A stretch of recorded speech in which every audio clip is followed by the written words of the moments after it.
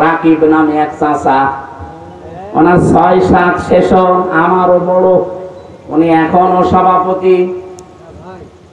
আমার সেই ১৫ সালে ছাত্র জীবন শেষ হয়ে গেছে, ওর তো আরো ২ বছর আগে ১৩ সালে শেষ হওয়ার কথা, ও এখনো সভাপতি থাকে কি করে? ওমান আছে কিয়ামত পর্যন্ত সভাপতি থাকবে। গত ২ দিন আগে ঘোষণা দিয়েছে এই দেশে ইসলামী ছাত্র শিবির ১৯৭১ সালে রগ কেটেছে। ১৯৭১ সালে শিবির বলে বাংলাদেশে কিছু ছিল, তো প্রতিষ্ঠা হয়েছে ১৯৭৭ সালে। এক কথা বলছে না কেন? এখন তাহা মিথ্যা কথা আপনি বলবেন আর দেশের মানুষ শুনবে, অত পাগল দেশের মানুষ আর নেই। এই জন্য অনেকের চরিত্র আজ উদ্ভাসিত হয়ে গেছে, মানুষ বলছে তো পাগল, মেয়াদ উত্তীর্ণ গাঁজা খেয়েছে, এই কারণে এরকম কথা।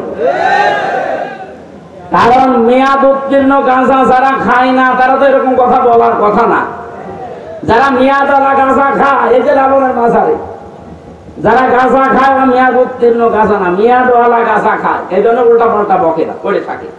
কিন্তু যারা মেয়াদ উত্তীর্ণ গাঁজা খায়, যে মানুষগুলো, এই যে কিশোরগঞ্জের একজন আছে ফজলুর রহমান, ফজু বাংলা, নাম শোনেননি? এরপরে চাঁপাই নবাবগঞ্জের স্বামী স্ত্রী মোজাদ্দেদে জামান, ভারতের কামান, আর এই চুয়াডাঙ্গা দুদুমিয়া।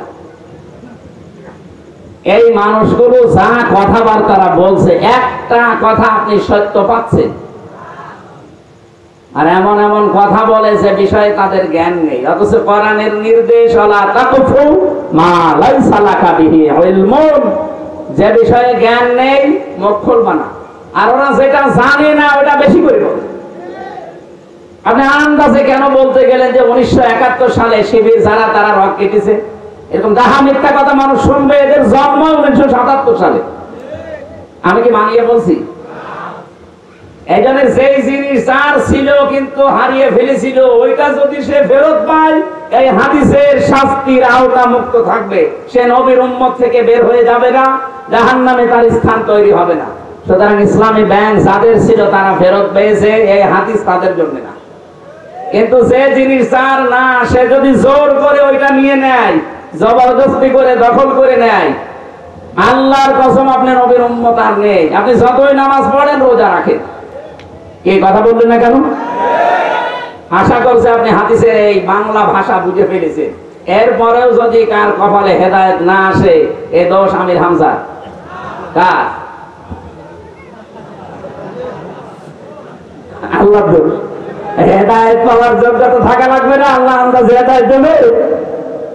সুতরাং যোগ্যতা অর্জন করেন, হেদায়েত পাওয়া যাবে। সুন্নাত নয় শুধু দাওয়াতের মেহমান, সুন্নাত নয় শুধু খাওয়া শেষে মধুপান, আরো কিছু সুন্নাত আছে তুমি জানো কি?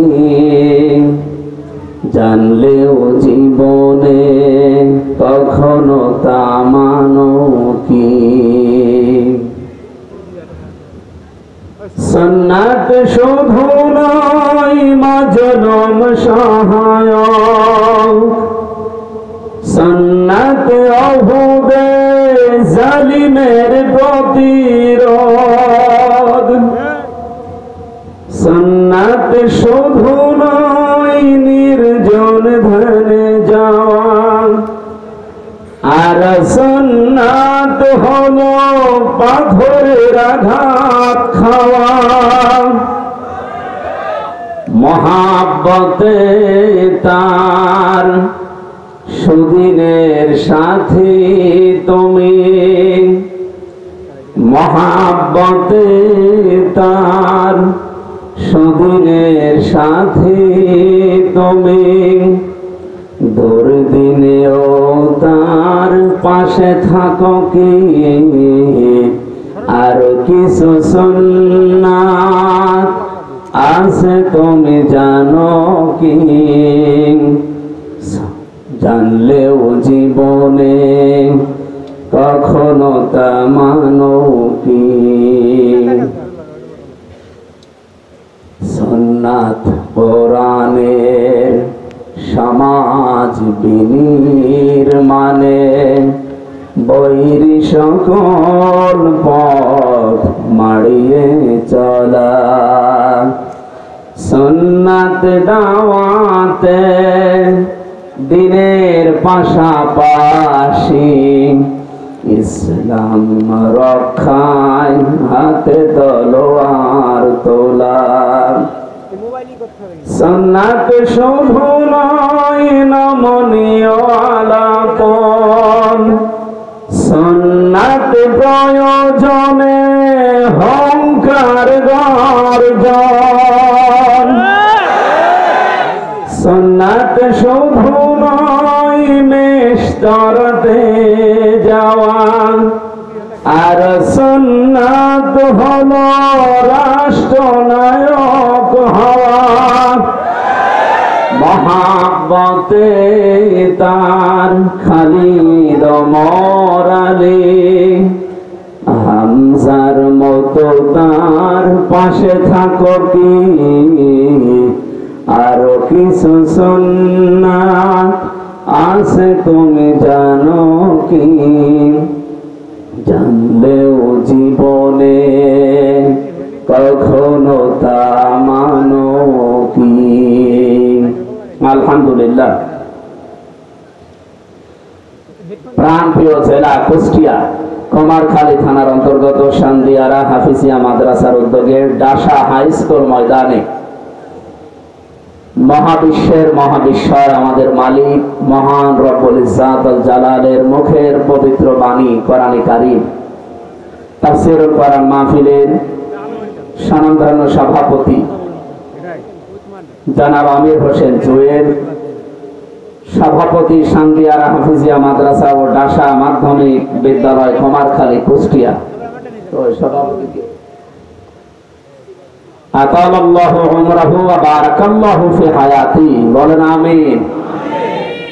দেখতে মনে হচ্ছে হযরতে বেলালের মতো লাগছে না? আল্লাহ পাক কিয়ামতে হযরতে বেলালের কাতারে যেন দাঁড় করিয়ে দেন। প্রধান অতিথি বাংলাদেশ জামাতে ইসলামী কুষ্টিয়া জেলা শাখার সম্মানিত জেলা আমির, বিশিষ্ট ইসলামিক চিন্তাবিদ, শিক্ষাবিদ, রাজনীতিবিদ জনাব অধ্যাপক মাওলানা আবুল হাশেম আতালাল্লাহু উমরাহু ওয়া বারাকাল্লাহু ফি হায়াতি, বলেন আমিন। এতক্ষণ যারা এখানে আলোচনা রাখলেন আপনাদের এই থানার কৃতি সন্তান, ইসলামিক চিন্তাবিদ, হাজার হাজার আলেমের উস্তাদ হাফেজ মাওলানা জুলফিকার আলী, আলোচনা রেখেছেন হাফেজ মাওলানা শামসুল আলম বকুর। এখানে উপস্থিত আছেন খোকসা কুমারখালী এ আসনের বাংলাদেশ জামাতে ইসলামী মনোনীত এমপি পদপ্রার্থী, ইসলামিক চিন্তাবিদ, রাজনীতিবিদ, শ্রদ্ধাভাজন বড় ভাই জনাব আফজাল হোসেন দামাত বারকাতুহুল আলিয়া, বলেন আমিন। উপস্থিত আছেন কুমারখালী উপজেলার শ্রদ্ধাভাজন আমির বাংলাদেশ জামাত ইসলামী জনাব আফতাবউদ্দিন মাস্টার, অধ্যাপক এএসএম মতিউর রহমান উপজেলা আমির শৈলকুপা, এসেছে উনি।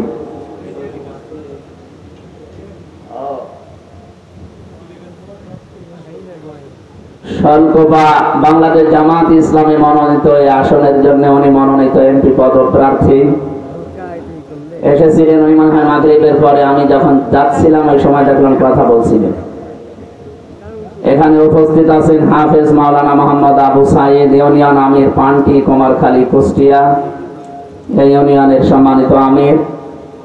মঞ্চে বসা অত্র এলাকার সর্বজন শ্রদ্ধাভাজন ব্যক্তিবর্গ, সামনে বসা মুসলমান ভাইরা, পর্দার আড়ালের সম্মানিতা মা এবং বোনেরা, এই যে যারা দাঁড়িয়ে আছেন বসার জায়গা পান না, এসব জায়গায় তো বসা যায় না। এত মূর্তি ভাঙার পরেও যদি এরা দাঁড়িয়ে থাকে, আমার মনে হয় মূর্তি বাদ দিয়ে এদেরকে ভাঙার দরকার ছিল। যাদের মাথায় সমস্যা নেই একটু বসে, এটা ইবাদত চলছে অলরেডি। এখানে কত ব্যস্ততম মানুষ বসে আছে আপনারা টের পাচ্ছেন। এনার দুই আসনের দায়িত্ব, এখন যে আরো বিভিন্ন কাজ ছিল কোরআনে কারিমের মহব্বতে কোরআনে কারিম শোনার জন্য উনি বসে গেছে। ওনার মতো ব্যস্ত মানুষ আরো যারা যদি বসে থাকতে পারে কোরআনের মহব্বতে, আপনি দাঁড়িয়ে আছেন কেন? বসেন, নাকি চেয়ার দেওয়া লাগবে? বসে পড়ে। এই ছেলে, কতবার বলা লাগে বসেন। আজকের এই অনুষ্ঠান কি শুধু মুসলমানদের জন্য? দিনের বেলা আপনারা যেটা করেছেন ওটা হয়তো সবার জন্য ছিল নাকি? আমি আসার পরে যতটুকু শুনতে পেরেছি, জানতে পেরেছি, অন্তত মাগরিবের পর থেকে যা আরম্ভ হয়েছে এখন পুরাটা ইবাদত চলছে।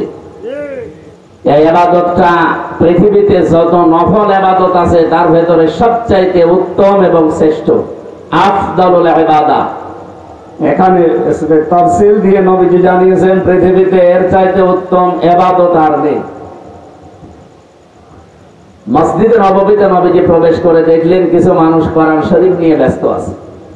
বাম পাশে তাকিয়ে দেখলেন কিছু মানুষ আল্লাহর জিকির করছে।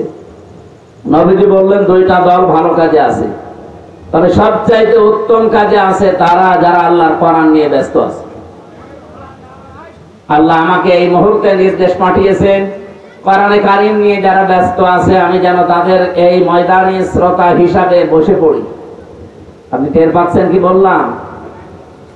বিশ্ব নবী যদি এখন বেঁচে থাকতে আরে কুমারখালী এই শান্দিয়ারা এই রাস্তা দিয়ে যদি হেঁটে যেতেন, নবীজি কোরআনের এই আলোচনা শোনার জন্য দামি অনুষ্ঠানে নিজে শ্রোতা হয়ে বসে পড়তেন। এইরকম একটা জায়গায় আমার মতো আপনার মতো মানুষ বসে আছে, খুশি হয়ে বলেন আলহামদুলিল্লাহ। অন্তত এখানে যারা বসে আছেন আমাদের যদি সওয়াব আজকে নাও হয়, এই যতক্ষণ বসে আছি গোনা হচ্ছে না, এই গ্যারান্টি আমরা দিতে পারি। গোনা হচ্ছে না, অনেক কিছু গোনা আমরা বাইরে থাকলে এতক্ষণ করে ফেলতাম। সব অপরাধ থেকে আল্লাহ আমাদেরকে মাহফুজ রেখে কোরআনের এক একটা অক্ষরে 10টা করে নেকি হয়। হাদিস আমরা শুনেছি, মান ক্বারাআল কোরআন হারফান ফালাহু আশরু হাসানাত। হাসানাতুন না, হাসানাত বহু বছর। কেউ যদি কোরআনের একটা আয়াত পড়ে, একটা অক্ষর তেলাওয়াত করে, কমপক্ষে তার আমল নামে আল্লাহ 10টা করে নেকি দান করবে। নেকির মর্যাদা এখন বোঝা যাচ্ছে না, এটা বোঝা যাবে চোখ বন্ধ হলে। তাফসীরে ফি জিলালিল কোরআনে পড়েছি, কিয়ামতের কঠিন ময়দানে রব্বুল আলামিন মানুষের একটা নেকি যখন কম হয়ে যাবে, এই লোকটাকে আল্লাহ পাঠিয়ে দেবে, যা তারা আপনজনদের কাছে যা। চিন্তা করবে পৃথিবীতে সবচাইতে বেশি কষ্ট স্বীকার করেছিল আমার জন্য আমার মা, এই জন্য মায়ের কাছে প্রথমে যাবে, ভাইয়ের কাছে যাবে। এমন এমন মানুষের নাম আমি এখানে পেয়েছি, প্রায় 7 জনের নাম আছে। এই আয়াতটা একটু চিন্তা করেছিলাম, আল্লাহ কেন এদের নাম দিলেন প্রথমে। এখানে বেশি হয়ে যাচ্ছে ভাই, কথা বলা যাবে না, যে যেখানে থাকে থাকে এদিকে তাকিয়ে থাকে, এমনি অল্প সময় কথা বলবে গরম। ইয়াউমা ইয়াফিরুল মারউ মিন আখিহি ওয়া উম্মিহি ওয়া আবিহি ওয়া সাহিবাতিহি ওয়া বানি। আপনি সিরিয়াল হিসাবে যাদের নাম আল্লাহ বললেন হিসাব করে দেখেন, এই মানুষগুলো দুনিয়ায় বিপদে পড়লে এগিয়ে যায়। প্রথমে আল্লাহ ভাইয়ের নাম দিয়েছেন, মায়ের নাম দিয়েছেন, বাবার নাম দিয়েছেন, এরপরে স্ত্রীর নাম দিয়েছেন, সঙ্গী সাথী সন্তানাদি, এরপরে দুনিয়ার অন্য কেউ। আমি একটা একটা করে সিরিয়াল মিলিয়ে দেখেছি, এর ভেতরে পীর সাহেবের নাম নেই। আছে?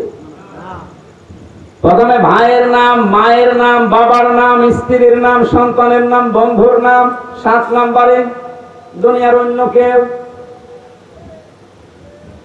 আমার এই ছোট্ট মাথায় এসেছে যে এতগুলো মানুষের সিরিয়াল হিসাবে আল্লাহ নাম দিলেন, শব্দের ভেতরে মারাত্মক শব্দ দিয়েছেন ইয়াফিরু।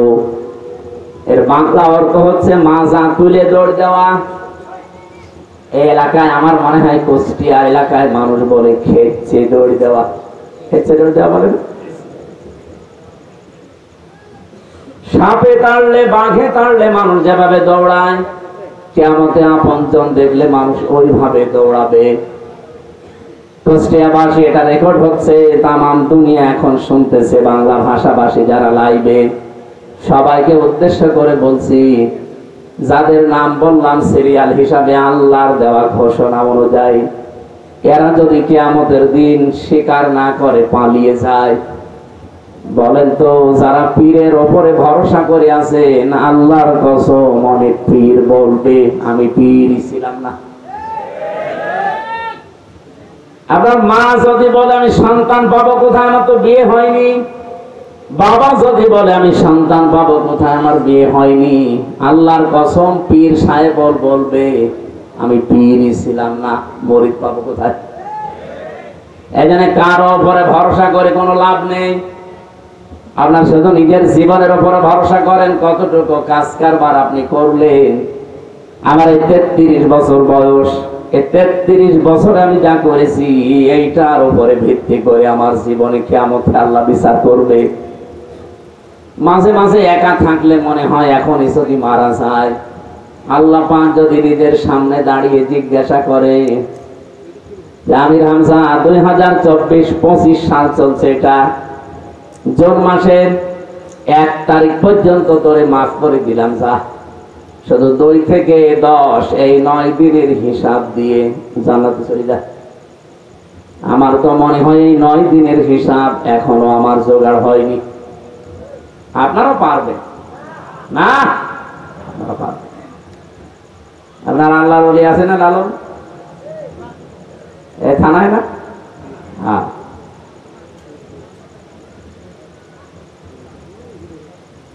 তাফসীরে ফি জিলালিল কোরআনে সাজ্জাদ কুতুব রাহমাতুল্লাহ আলাইহি আয়াতের ব্যাখ্যা করতে গিয়ে লিখেছেন, কিয়ামতে যখন একটা একটা করে সবাই পালিয়ে যাবে, লোকটা মাথা নিচু করে সে আল্লাহর দরবারে দাঁড়াবে।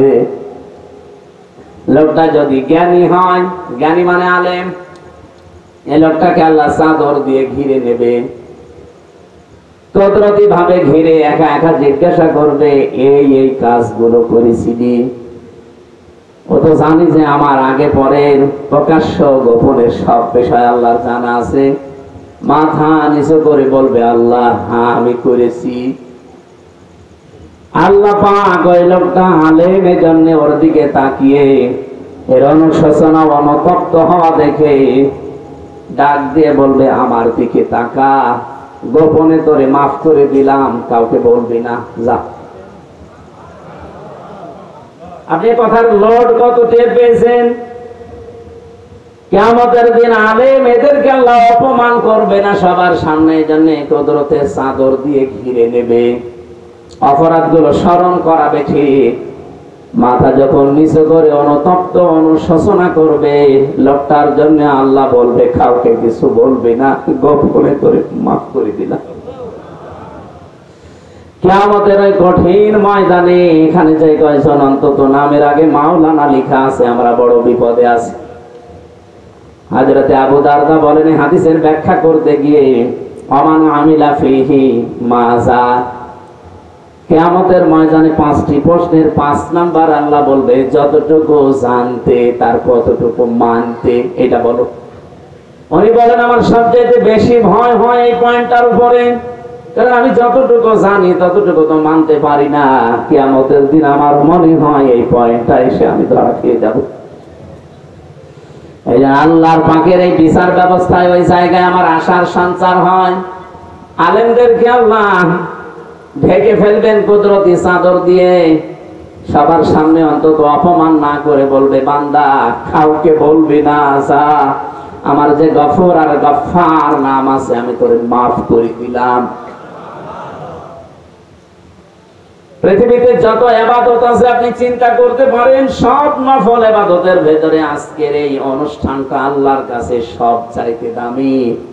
সুতরাং যে আল্লাহ আমাদেরকে এতক্ষণ সময় ধৈর্য এবং সহ্য নিয়ে বসিয়ে রেখেছেন, জবান খুলে খুশি হয়ে বলেন আলহামদুলিল্লাহ।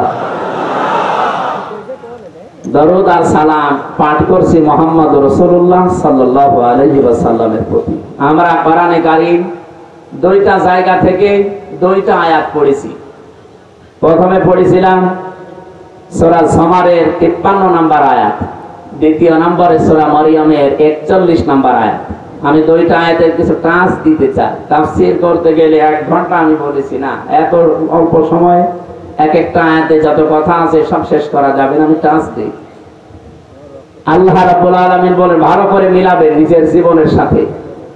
আযকুর ফিল কিতাবি ইব্রাহিম বা ইব্রাহাম, এখানে 7টা কিরাত আছে। আমার বিশ্ববিদ্যালয় কোরআনের উপরে কিরাতের উপরে যে বিষয়টা আমি পড়েছিলাম 7 কিরাত, তার ভেতরে 2 কিরাত আমি এখানে পড়লাম। রব্বুল আলামিন বলেন, স্মরণ করো বা আলোচনা করেছি এই কিতাবের ভেতরে আমার নবী ইব্রাহিম আলাইহিস সালামের কাহিনী। ইন্নাহু কানা সিদ্দীকান নাবিয়্যা, নিশ্চয় অবশ্যই সে ছিল সিদ্দিক এবং নবী। তাহলে এখানে আমরা কিতাবের ভেতরে আলোচনা পাচ্ছি, অনেকগুলো মানুষের নামের আলোচনা আছে। তার ভেতরে 1 নম্বরে পেলাম ইব্রাহিম, যিনি আমাদের জাতির পিতা। আমাদের জাতির পিতা যে ইব্রাহিমের বিষয়ে কোনো সন্দেহ আছে? আমাদের রিমান্ডে জিজ্ঞাসা করেছিল ওই মাটির নিচে আয়না ঘরে যে আমাদের জাতির পিতাকে, যেই বলেছি ইব্রাহিম, সঞ্জয় দত্ত এসপি, আমার বাবা মা করে গালিগালাজ দিয়ে বলছে, বেটা বেয়াদব, ইব্রাহিমকে জাতির পিতা বঙ্গবন্ধু। কোরআনের আয়াত পড়লাম ওনার সামনে, কিসের কোরআন? আল্লাহ পাক জানিয়েছেন, মিল্লাতা আবিকুম ইব্রাহিম হুয়া সাম্মাকুমুল মুসলিমিন। তোমাদের জাতির পিতার নাম ইব্রাহিম। এই যে যত মিল্লাত আমরা দেখি, এই যে কোরবানি গেল গতকালকে পর্যন্ত, এই যত রকমের অনুষ্ঠান আমরা করেছি, এগুলো সব কিন্তু ইব্রাহিম নবীর আদর্শ, তার মিল্লাত থেকে পাওয়া। এই কোরবানির সিস্টেম আদম নবীর জামানায় ছিল না, ওনার জামানার সিস্টেম আলাদা ছিল। এরকম চাটিয়াল ময়দানের ভেতরে একটা পশু জবাই করে রেখে আসতো, আগুনের ঝলক এসে ওটা পুড়িয়ে ফেলতো। আমার এই আয়াতটা পড়ার পরে মাঝে মাঝে মনে হয়, এখন যদি এই শরীয়তটা বাংলাদেশে থাকতো, কত হাসি আমরা যে ধরা খেতাম।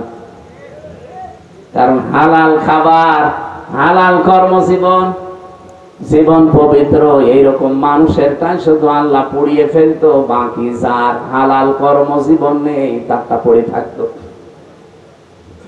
আগস্টের 5 তারিখের পর থেকে এই 10 মাস 5 দিনে আপনি বলেন, বহু মানুষ এই 10 মাস 5 দিনে এমন এমন কামাই করেছে যেটা পুরাটাই হারাম। এক কথা বলে দেখেন, এই যে যারা চাঁদাবাজি করেছে, এই এলাকায় হয়তো না থাকতে পারে, করেছে তো সারা বাংলাদেশে কোন জায়গায়। চাঁদাবাজি যারাই করেছে ওর পুরাটাই হারাম। বলেন, গত মাসে আমাদের জেলা ইউনিটের একটা বৈঠকে একটা হাদিস আমাকে পড়িয়েছে, মানিদ্দাআ মা লাইসা লাহু ফালাইসা মিন্না। কি পড়েন না? মানিদ্দাআ মা লাইসা লাহু ফালাইসা মিন্না ওয়ালিয়াতাবাওয়া মাকআদাহু মিনান নার। মুসলিম শরীফের হাদিস। হযরতে আবু যর রাদিয়াল্লাহু তাআলা আনহু বর্ণনা করেন, কোন ব্যক্তি যদি এমন জিনিসের মালিকানা দাবি করে যে জিনিস তার না, জোর করে জবরদস্তি দখল করে নিজের আয়ত্তে নিয়ে নেয়, 2টা শাস্তি তার জন্য। 1 নম্বরে ফালাইসা মিন্না, ওই দিন থেকে সে আর নবীর উম্মত নেই। আমার মনে হয় আগস্টের 5 তারিখের পর থেকে এই জুন মাসের 10 তারিখ পর্যন্ত বহু মানুষ আল্লাহর নবীর উম্মতের তালিকায় আর নেই।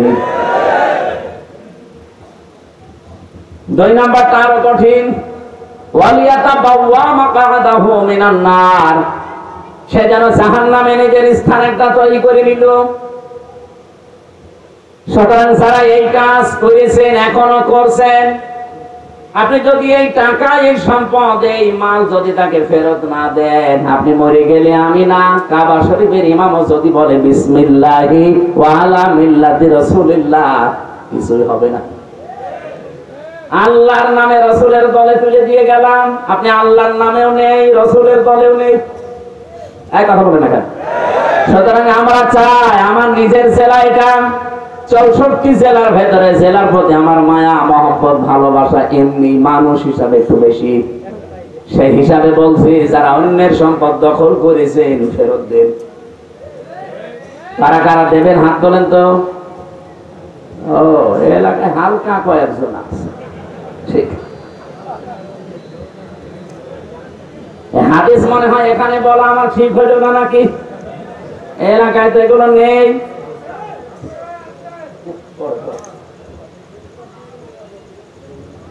বলেন তো এখানে আপনি কি বুঝলেন? হাদিসের এবার টিকা বলি, টিকাটা না বললে অনেকে ভুল বুঝবেন। কারণ আগস্টের 5 তারিখের পরে 1 মাস না যেতে একজনের ফতোয়া দেখলাম, সে বলছে ইসলামী ব্যাংক ও ছিনতাই করেছে একদল। এখন তাহা মিথ্যা কথা আপনি বলতে পারবেন? এবার টিকা বলি, তারপরে দেখেন তো হযরত আবু যর রাদিয়াল্লাহু তাআলা আনহু থেকে বর্ণিত মুহাদ্দিসিন গ্রাম টিকায় লিখেছেন, কোন জিনিস যদি আপনার ছিল কিন্তু হাত ছাড়া হয়ে গেছে, হারিয়ে গেছে, বেদখল হয়েছে, ওটা যদি আপনি আবার ফেরত পান তাহলে আপনি হাদিসের শাস্তির আওতা মুক্ত থাকবেন। তোমার খালি বাসি ভালো করে একটু শোনেন। ইসলামী ব্যাংক অনেকে বলে এটাও ছিনতাই হয়ে গেছে। কে বলেছে ছিনতাই হয়েছে? যাদের ব্যাংক তারা ফেরত পেয়েছে। ইসলামী ব্যাংকে আপনার বাবার বলেন, যারা মাথার ঘাম পায়ে ফেলে বানিয়েছিল তারা ফেরত পেয়েছে। শুধু ফেরত দিলেই হবে? ওদের তো অন্তত যা ক্ষতি করেছেন ক্ষতিপূরণ দেওয়া লাগবে। ৭৫,০০০ কোটি টাকা এখান থেকে সরিয়েছে, এই টাকাগুলো তাকে দেওয়া লাগবে। যারা কথা বলেন যে ইসলামী ব্যাংক তো ছিনতাই হয়ে গেছে, আপনার মুখে কিয়ামতের দিন আল্লাহ সেলাই করে দেবে।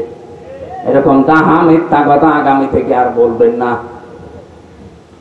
কিছু মানুষের চরিত্র এখন দেখছি, কথা বললে শুধু মুখ দিয়ে মিথ্যা কথা বের হয়। সেদিন দেখলাম এক চাচা